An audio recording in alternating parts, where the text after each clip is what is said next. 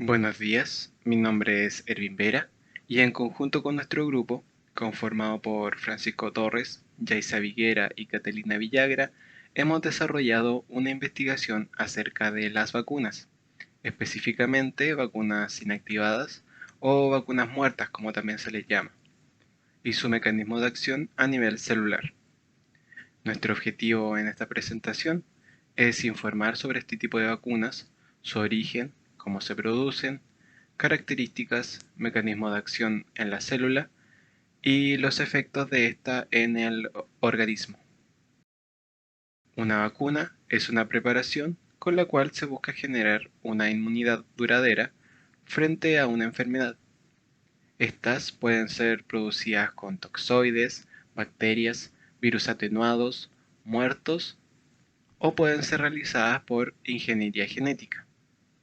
Con una vacuna, el cuerpo puede generar una defensa por medio de la producción de anticuerpos, que harán frente a algún microorganismo maligno que en algún futuro podría afectar al cuerpo.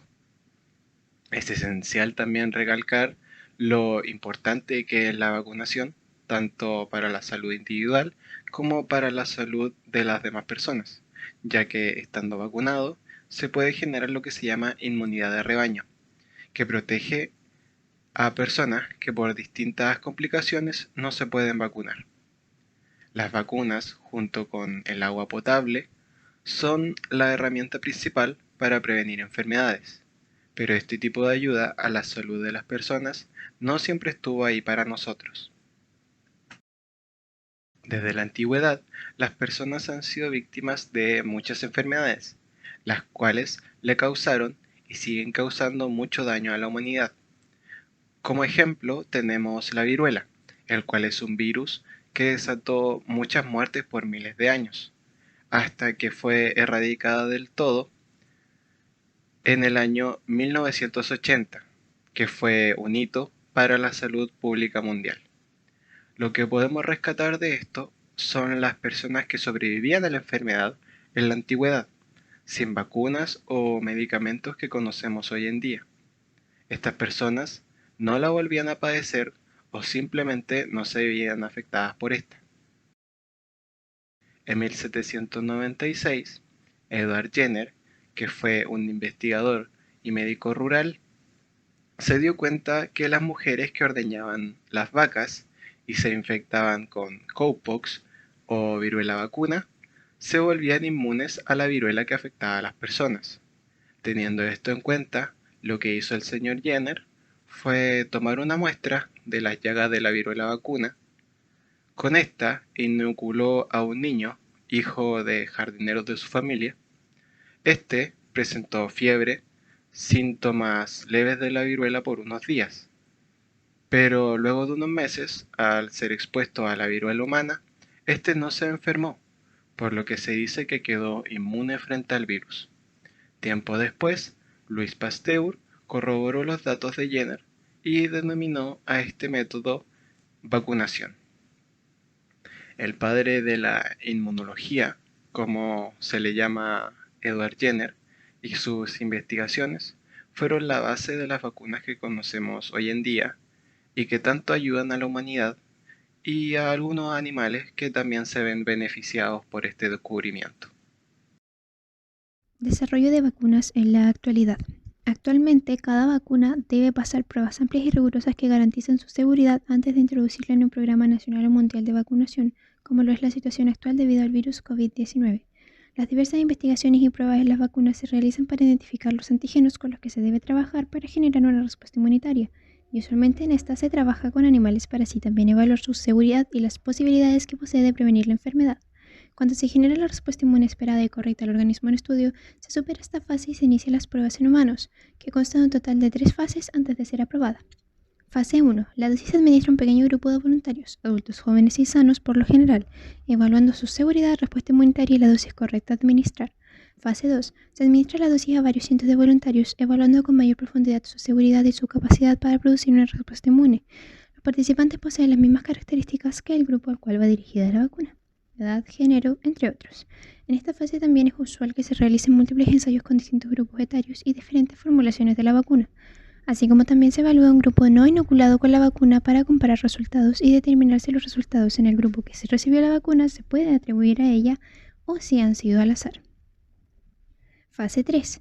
La vacuna es administrada a miles de voluntarios en varios países y en numerosos lugares de cada uno, y al igual que la fase 2, se compara con un grupo no inoculado por la vacuna. Tanto en esta fase como en la 2, ni los pacientes ni los investigadores conocen quién ha sido o no inoculado, para evitar la sugestión ante los efectos de las dosis y asegurar la veracidad de los resultados. Una vez que se finaliza el estudio, se revela a los voluntarios y a los científicos esta información. Cuando la vacuna supera esta fase, pasa por unos últimos estudios previos antes de su liberación para asegurar la salud pública. Las autoridades de cada país evalúan los datos del estudio realizado y deciden si la vacuna será aprobada para su uso o no. De ser aprobada, recibe un seguimiento constante, lo cual permite conocer a los científicos los efectos y la seguridad de la vacuna desarrollada, aun cuando se utilicen cientos de personas por un tiempo prolongado. Datos que permiten optimizar sus efectos a futuro. Si bien la elaboración de una vacuna tiene un proceso determinado para hacerse, esto es, introducir una muestra del patógeno que queremos combatir, también podemos elegir qué parte del patógeno queremos introducir en esa misma vacuna.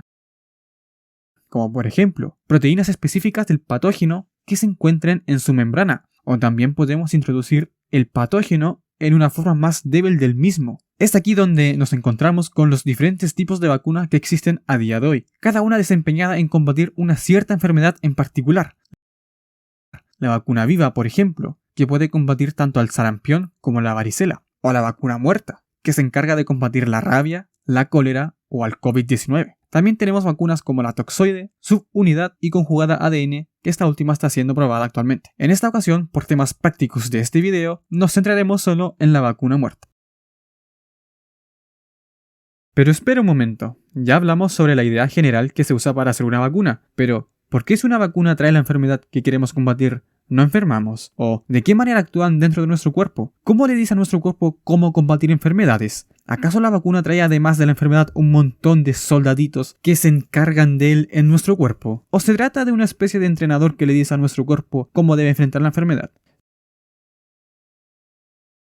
Si tuviera que elegir una respuesta, elegiría la segunda. Así es, el patógeno es el entrenador, el sistema inmune es el alumno, y el antígeno, digamos que es el idioma por el cual se comunican. Y sí, lo sé lo que estás pensando. Si la misma enfermedad es el entrenador, ¿por qué le enseña a nuestro cuerpo cómo eliminarla? ¿Acaso esto no suena un poco contraintuitivo y contraproducente? Quiero decir, el objetivo del patógeno es enfermarnos, no enseñarle a nuestro cuerpo cómo combatirla. Para responder a esa pregunta, deberemos hablar sobre el sistema inmune. El sistema inmune es una red de órganos, tejidos y células que tiene como función primordial protegernos de agentes extraños, o dicho de otra manera, defendernos contra infecciones por hongos, parásitos, virales, bacterianos, etc.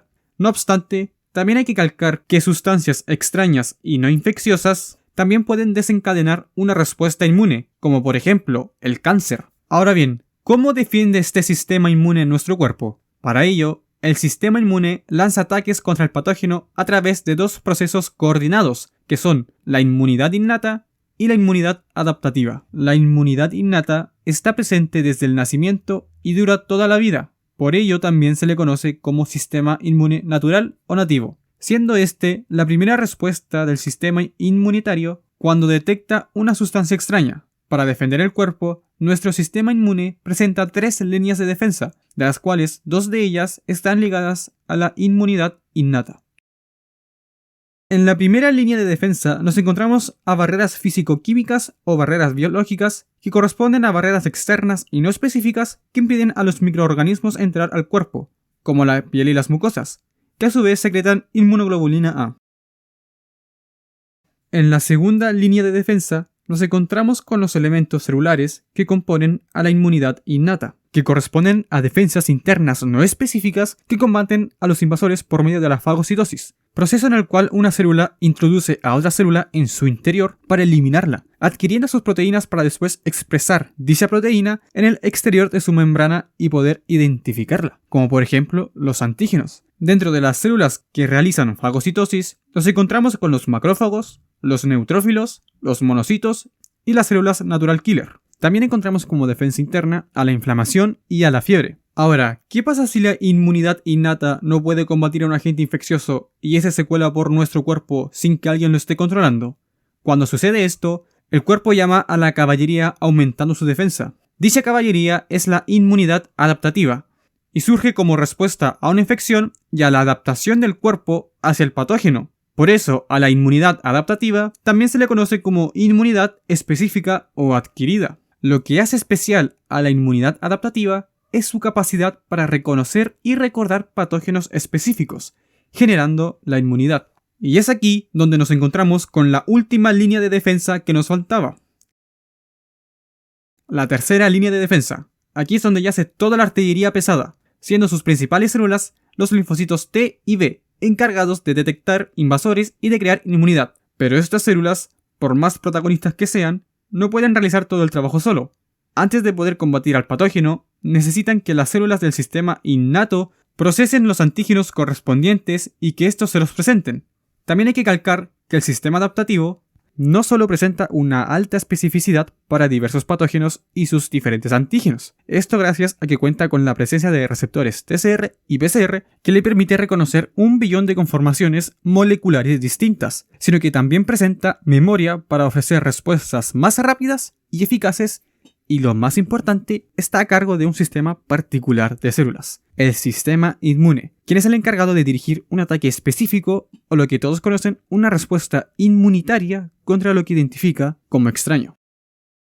El proceso de activación de la inmunidad adaptativa consta de 4 etapas. La inducción, que es el reconocimiento y presentación de los antígenos. La cooperación celular, correspondiendo a la activación de los linfocitos. La expansión clonal, que es la diferenciación de células específicas que pasan de reposo a activas.